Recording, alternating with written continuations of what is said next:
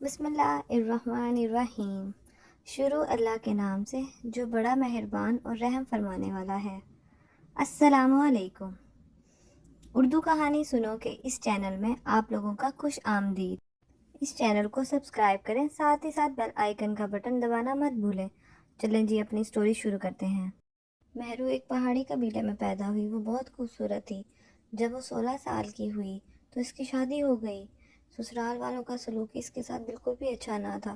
ایک دیور تو نہایت سخت دل اور شکی نوجوان تھا۔ وہ اوباش اور نکما بھی تھا۔ اس کا نام سنگین خان تھا۔ وہ کام کم کرتا تھا اور روز زیادہ جماتا تھا۔ انہی کی عادت کے باعث سب نالا تھے، مگر اس کی دادا گیری کی وجہ سے سب چپ رہتے تھے۔ مہرو تو اپنے اس دیور سے سہمی سہمی ہمیشہ رہتی تھی، کیونکہ اس کے کندھے پر ہر وقت بندوق ہوتی تھی اور بات کرتے ہوئے وہ خون خرابے کا تذکرہ ضرور کرتا تھا۔ تاہم تینوں بیٹوں میں سے یہی ماں کا سب سے زیادہ لاڈلا تھا۔ مہرو کی ساس بڑی سخت گیر عورت تھی اور بہو کے معاملے میں اس کی سنگ دلی انتہا کو پہنچی ہوئی تھی۔ یہ ان دنوں کا ذکر ہے جب برِ صغیر ابھی تقسیم نہ ہوا تھا۔ تب اکثر گھروں میں آٹا پتھر کی چکی پر خواتین خود پیسا کرتی تھیں۔ مہرو کی 3 نندیں تھیں، لیکن ساس تمام گھر والوں کے لیے روزانہ کا آٹا چکی پر مہرو سے ہی پسواتی تھی بس۔ حالانکہ یہ لوگ کھاتے پیتے گھرانوں میں شمار ہوتے تھے، پھر بھی خادمہ رکھنے کی بجائے ساس مہرو سے ہی دھان کی بوریاں کٹواتی اور پانی کے مشکیزیں بھرواتی تھی۔ پہاڑوں میں بہتے چشموں سے بھاری مشکیزیں بھر لانا کوئی آسان کام تو نہیں تھا۔ یہ کام مہب خان کا تھا۔ ملازم بھی سر انجام دے سکتا تھا، مگر جہاں دیدہ ساس نازک بدن بہو کو آسائش پسند نہ بننے دینا چاہتی تھی۔ چشمہ پر پانی بھرنے کو مہرو کے ساتھ تو اس کی نندیں بھی جاتی تھی، مگر مشکیزیں صرف مہرو ہی اٹھاتی تھی۔ وہ سارے گھر کا کام خاموشی سے کرتی تھی، اکیلی۔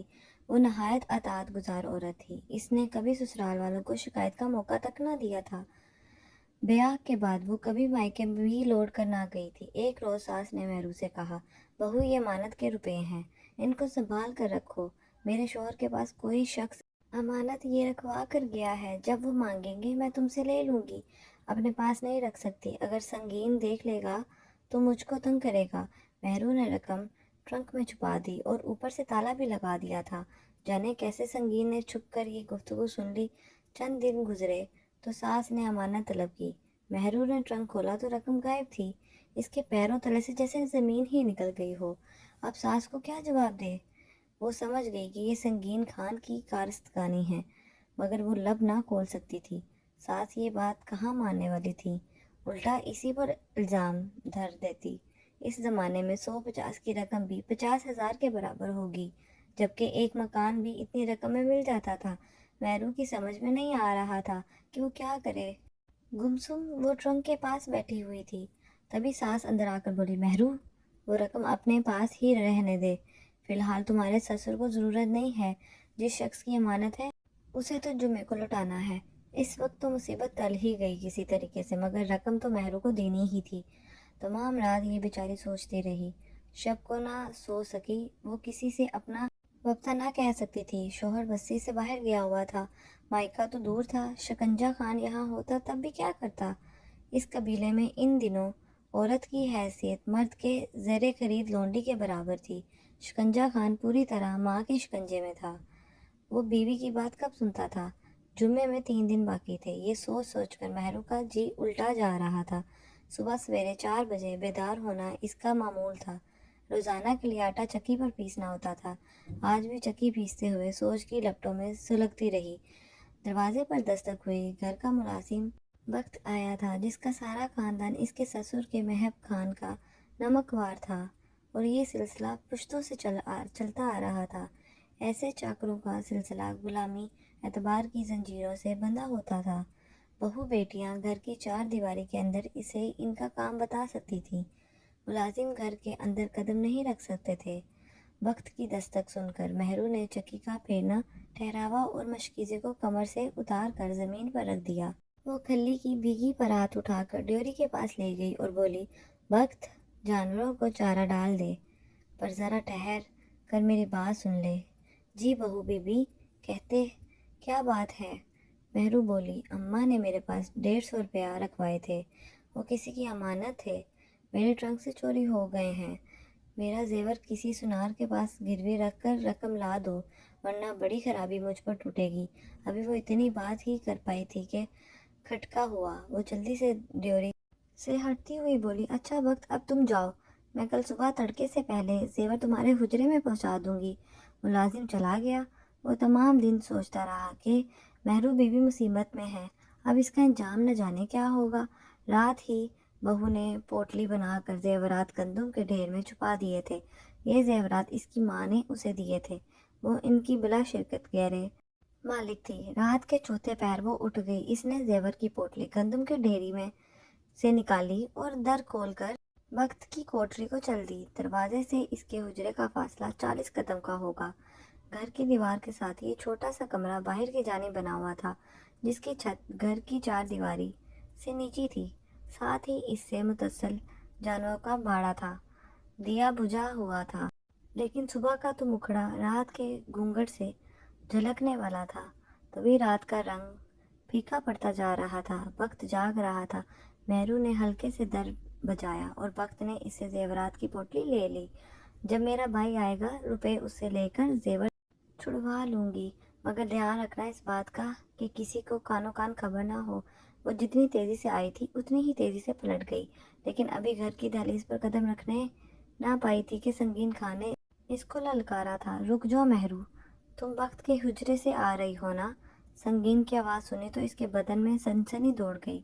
قدم زمین نے جکڑ لی اور وہ جیسے پتھر تھی ویسے ہی ہو گئی۔ تبھی وہ گھوڑی سے اتر آیا اور بولا، بے غیرت، ہمارا بھائی گھر میں نہیں ہے تو کیا کیا ہوا ہے؟ ہم تو تجھے دیکھ سکتے ہیں نا؟ یہ سنتے ہی مہرو نے ہمت جمع کی اور تیزی سے گھر کی طرف اندر کی طرف چلے گئی، مگر سنگین خان جو اس وقت نہ جانے کدھر سے آ رہا تھا، بددھوں تان کر خادم کے سر پر جا پہنچا۔ بخت بیچارہ جھولی میں مہرو کے زیور رکھے نہ جانے کن سوچوں میں گم تھا۔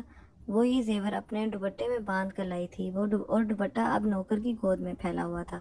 سنگین نے اس کا گریبان پکڑ کر اسے کھڑا کیا تو زیور اور دوپٹہ زمین پر آ پڑے۔ دوپٹہ اٹھا کر سنگین نے زیور دوبارہ اس میں ڈال لیے اور بخت کو دھکا دے کر بولا، نمک حرام، تیری یہ مجال؟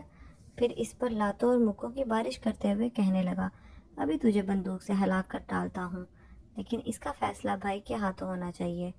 اس وقت تک اس کوٹری میں تو موت کا انتظار کر، جب تک بھائی لوٹ کر گھر نہیں آ جاتا۔ یہ کہہ کر اس نے حجرے کے دروازے پر لگی ہوئی لوہے کی زنجیر والی کنڈی باہر سے چڑھا کر تالا لگا دیا تھا۔ ادھر مہرو جان چکی تھی کہ اب اس کی موت یقینی ہے۔ نوکر کی کھٹیا میں قدم رکھ کر اس نے جو فاش غلطی کی تھی، اس کی سزا اسے ملنی تھی۔ دیور نے اس پر بدکاری کا الزام لگا ہی دینا تھا، کیونکہ اس گھرانے کی عورتیں منہ اندھیرے یوں ہی گھر سے باہر قدم نہیں نکالتی تھیں۔ یہ بات بہو کو خوب اچھی طرح معلوم تھی پہلے سے ہی۔ سنگین خان کے پاس بھابھی کو بلیک میل کرنے کا پورا جواز تھا تو موجود تھا نا؟ شکنجہ خان یقین کرے نہ کرے، یہ داستان اس کی گوش گزار ہونی تھی، مگر وہ بھی کیوں یقین نہ کرتا؟ بخت کوئی بوڑھا کوسٹ شخص تو تھا نہیں، بھرپور تنومند خوش شکل جوان تھا۔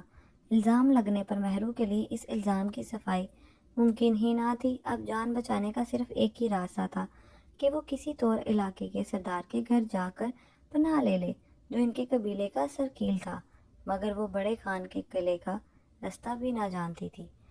وہ اپنے گھر سے فرار ہو کر رہبر خان کی پناہ میں پہنچ جاتی تو اس کی جان بچ سکتی تھی۔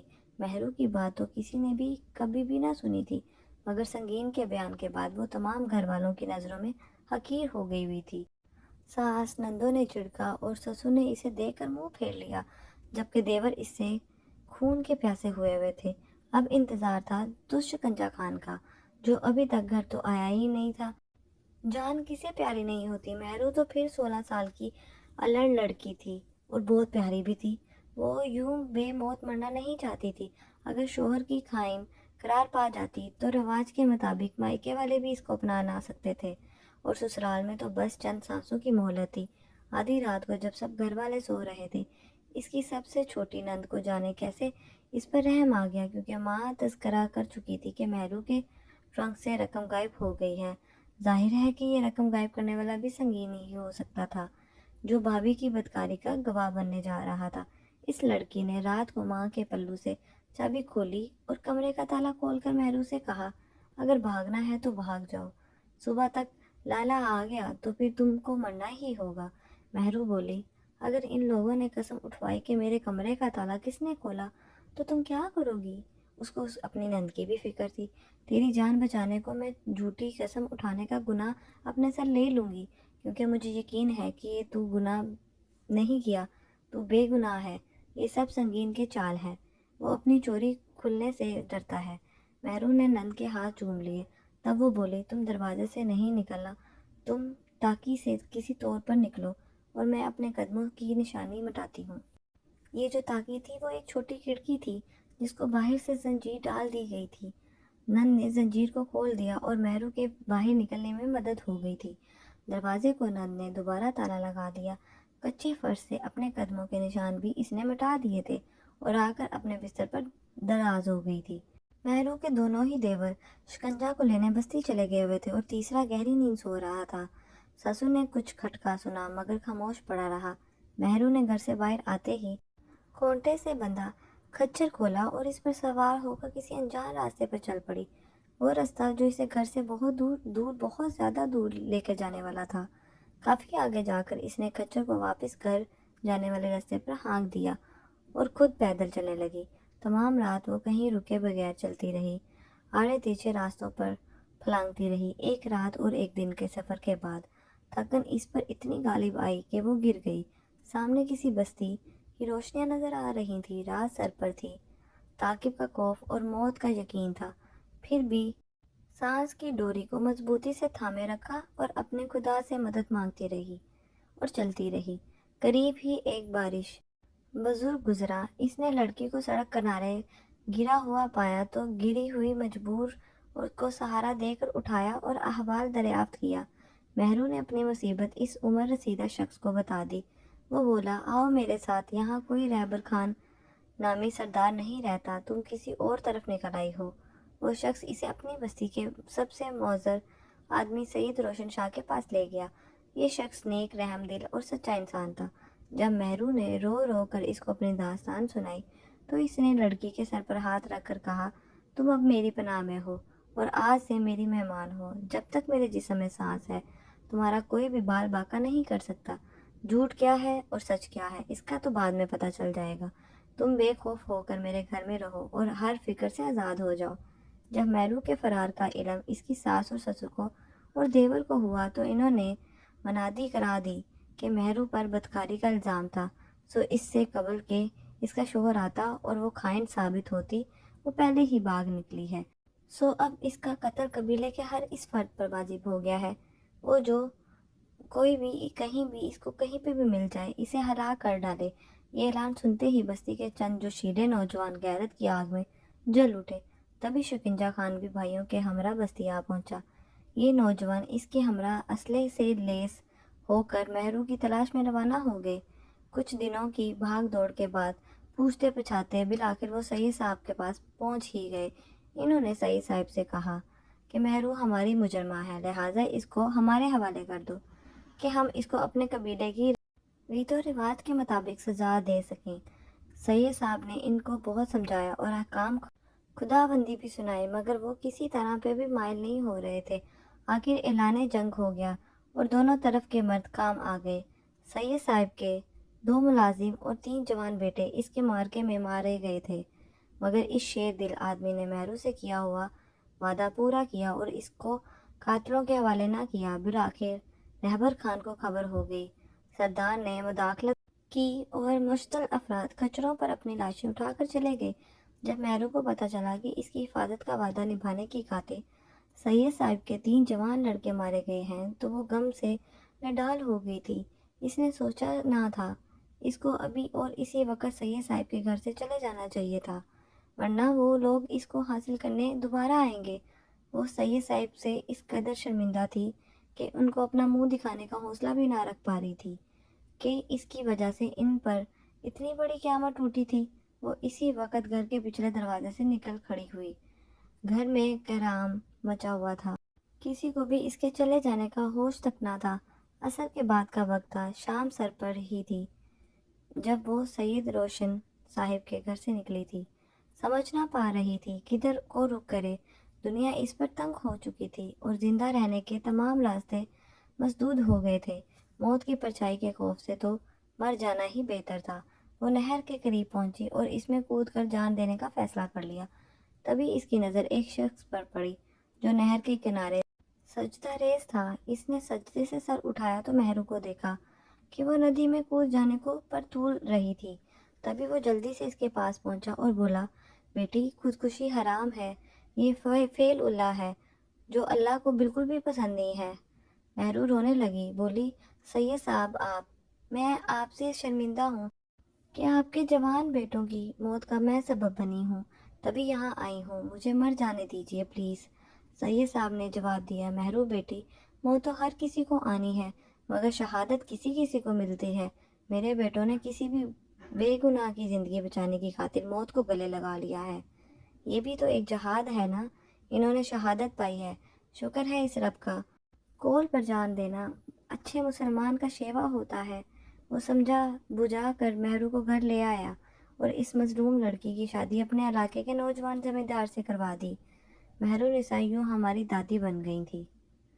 और ये अगर आप लोगों को स्टोरी पसंद आई हो तो मेरे इस चैनल को उर्दू कहानी सुनो को सब्सक्राइब करें, साथ ही साथ बेल आइकन का बटन दबाना मत भूलें। शुक्रिया, दुआओं में याद रखें। अल्लाह हाफिज़। और नई नई कहानियाँ सुनने के लिए मेरे चैनल को रोज़ देखें।